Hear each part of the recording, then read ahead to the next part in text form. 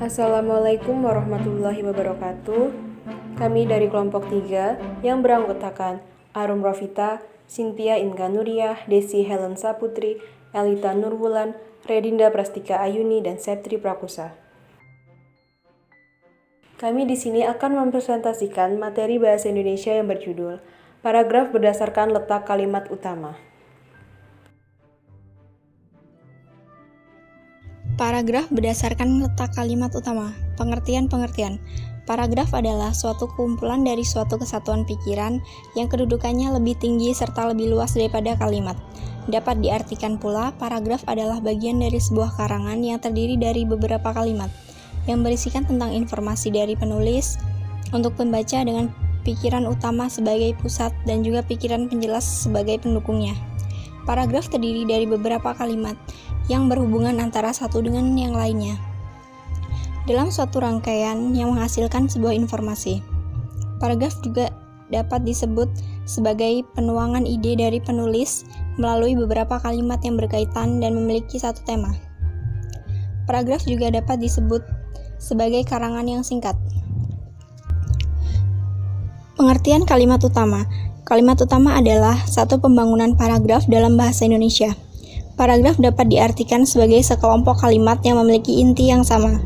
Untuk dapat membangun sebuah paragraf, diperlukan sebuah kalimat utama dan setidaknya satu kalimat penjelas.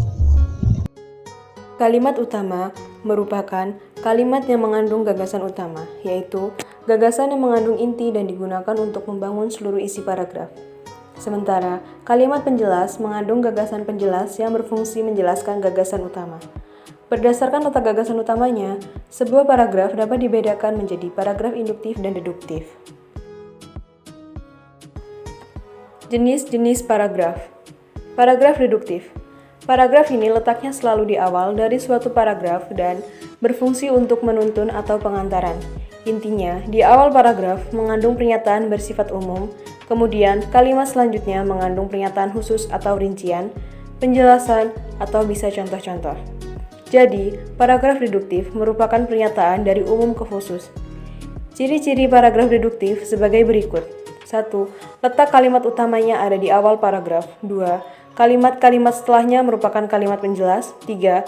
Mempunyai pola paragraf umum ke khusus. 4. Kalimat utama pada paragraf ini berisi pernyataan umum suatu pembahasan. Contoh, lahan pertanian di Pulau Jawa semakin menyempit. Hal ini dikarenakan jumlah penduduk yang semakin lama semakin bertambah. Populasi penduduk yang bertambah mengakibatkan pembangunan semakin banyak.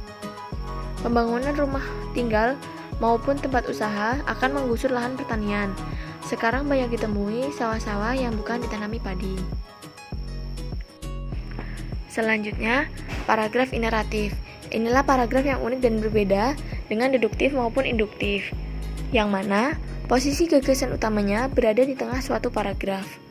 Untuk polanya, di awal paragraf terdapat kalimat yang bersifat khusus.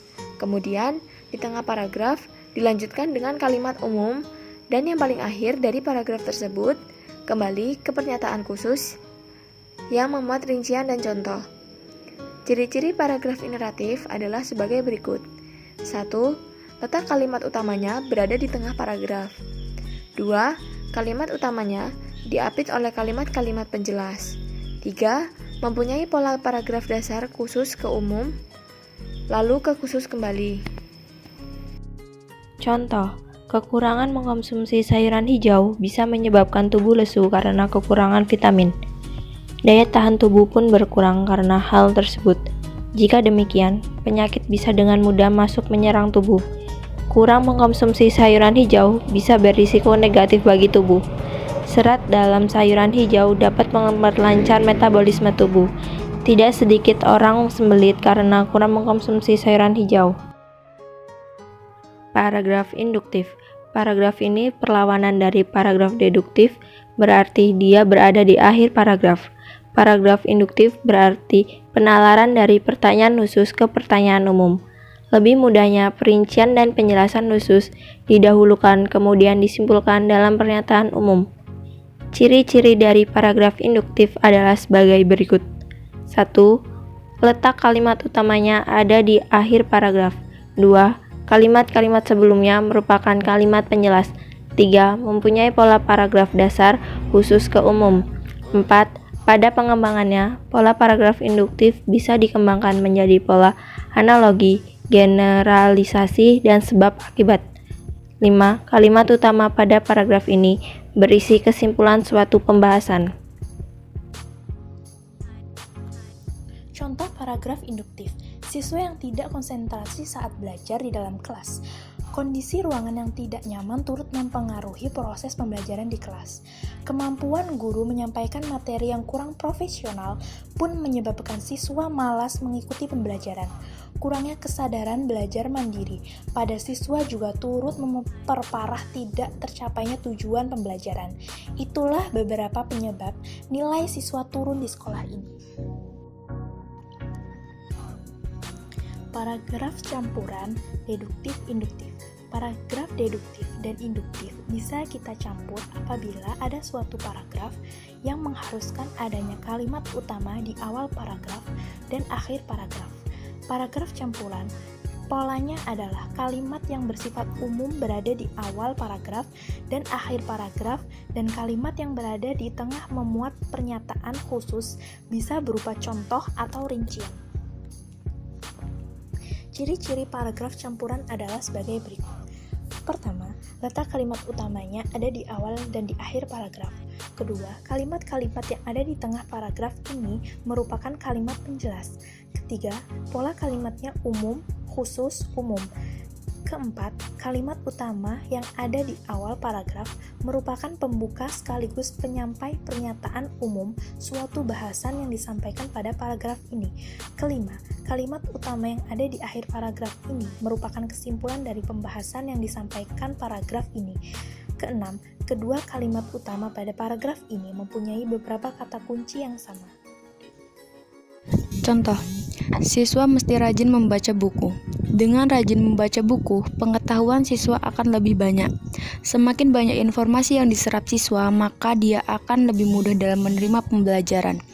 Dengan banyak membaca, siswa juga kaya kosakata bahasa. Jadi, sudah seharusnya sekarang siswa rajin membaca buku.